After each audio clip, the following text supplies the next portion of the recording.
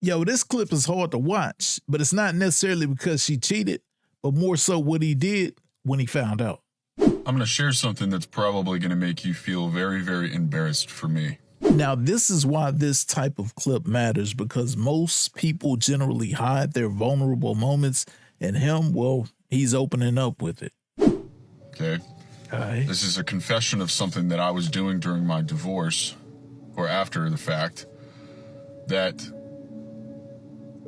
kind of shows the level of disrespect that I was putting up with, but also the level of respect I had for myself was non-existent. Like I said, when I tell you this, what happened, okay, you're going to feel embarrassed for me and see like, wow, that guy really was a loser. Okay, it's fine. Some of your opinions are valid to a degree. You're either gonna say it's embarrassing, or you're gonna say it's cringe. Okay, like why would you ever do that? Right? Yeah, maybe some of you are gonna pity me. I'm not looking for your pity or your sympathy. I'm confessing these things. It's been weighing on my heart and my mind since I stopped doing it. Okay? But if you've ever been in my shoes, if you've ever been cheated on, you've been divorced, you've been betrayed, and you've been disregarded to the degree that I have by someone that you love dearly, it'll make sense to you. Okay? So, and side note is that I really don't care about everybody's opinions of me. The people that get it, and I'm. But you came to social media. Never mind. Sharing this at the expense of my reputation, right? That's my whole page, okay? So if you've made it this far, I hope you stay to the end, and I hope you can understand and relate about the type of man I am and the type of man I'm becoming by sharing this experience, okay? So, I had already found out that my wife was actively cheating on me, right? It wasn't the guy that she was texting before. What's that? It wasn't the guy that she was texting before. It was the man that she was actually sleeping with. Wow. I mean, this is the second time, and I get it. Most people would want to save their marriage, which you should. But once again, this is the second time. Why are you still there? If it was me, I would have been gone. But what about y'all? Behind my back. Okay. Multiple. Okay. I had found out, and there was a few weeks where it was, she's so distraught. She's trying to make it work, but then she's still hiding away. She's still hiding messages. She's still talking to him. She's still, it's this back and forth where she's like, I don't want to lose you, Zach, but I have feelings for this guy. Translation, you were the security blanket and he was, well, touching the back of the oven, and she didn't want to give that up. But I could be wrong. Okay. I am just so completely numb. For 3 months, I was numb. I didn't know what to do.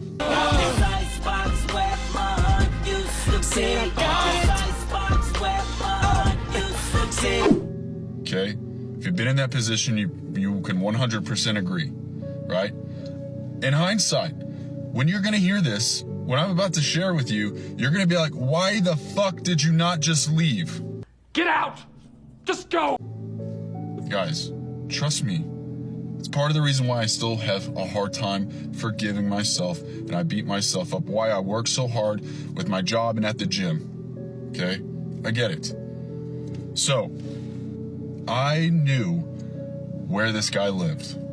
I knew that's where she was going on the weekends when she would lie to me and say, hey, I'm going out with my friends to do this.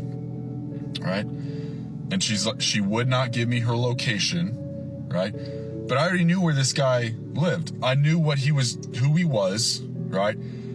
Like I said, I knew exactly how she was lying to me when she say, I'm going to a bar to downtown Dallas to be with my friend, this chick, right? Whoever it was. I'm not gonna name them. But I knew she was lying to me, right? And at first she'd go and do this, and she would come back the next day and be like, oh, I was doing this with my friends. I'm like, no, like in my head, I'm like, no, you're with the guy. Okay? So,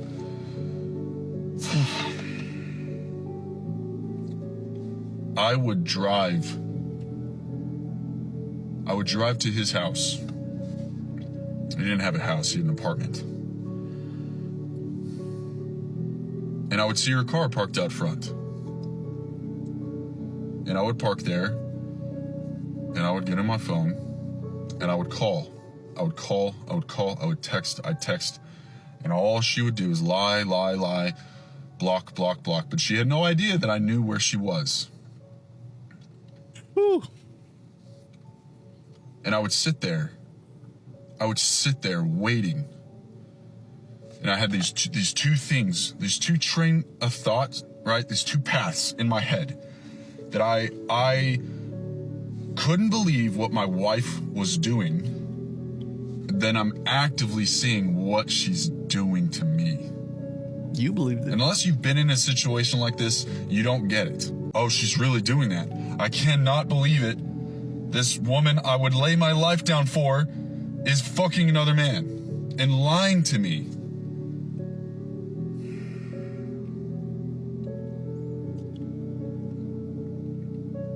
That's the lowest my self-respect has ever gone in my life. Yeah, what a fucking loser. Yeah, dude, that's pretty fucking loser behavior if you ask me. But not in the moment, I didn't think so. Oh. I think that just shows the levels of love and care that I would have taken. I was willing to take to fight for that girl, but it was in such vain. It was so foolish. Goodness. The disrespect was so blatant in my face. Why the hell did I put up with it? Ask yourself the same damn question. If a girl is doing that to you or a man is doing that to you, what are you doing? Why the fuck would I wait outside of the guy's house and she's in there getting dicked down? What kind of man am I?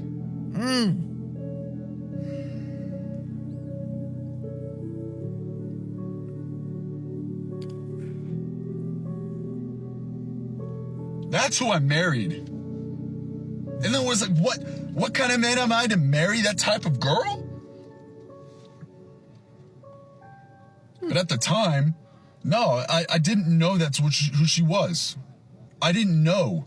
There were no signs until a couple months prior, where her behavior started to change and she became indifferent, closed off. While I had a second fucking job, paying for our mortgage, paying for our bills, paying for her damn school. Damn, she bent me over backwards and fucked me. But by fucking another man. Excuse my language, you can tell how pissed off I've been about this. I don't want you guys to go through the same shit. I don't want you to experience what I had to put up with. Who are you talking to? And then to paint me as the bad guy. To laugh in my face that she's bragging about this guy who's calling himself a home wrecker. Wow. Joking, laughing, and making fun of me for defending my worth. Being a married man to her. I'm like, come home. I know this isn't you. I know you don't want to be with this man. He's just using you. No, she's using me and using him. She doesn't even know what the fuck she wants. Oh, she know why she doing it and what she doing it for. Don't try to shoot her no bill. That's what I put up with, guys. I put up with it until I finally said enough, Zach. Remember where you come from. That was not me.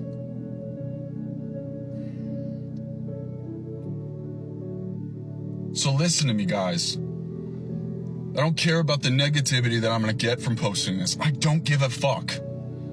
But if you've been there, you understand it, you get it. Your self-respect matters so much more than the disrespect, the tolerance that you're willing to put up. Do not put up with it. I promise you are in for a rude awakening through hell. I agree. You shouldn't have to beg. You shouldn't have to plead. You shouldn't have to be on your knees crying, asking them to see your worth. You shouldn't. You shouldn't. Don't do it. If you ever catch yourself begging, get out of the relationship. Save yourself. If they do not see it, find someone that does and will not take it for granted. True.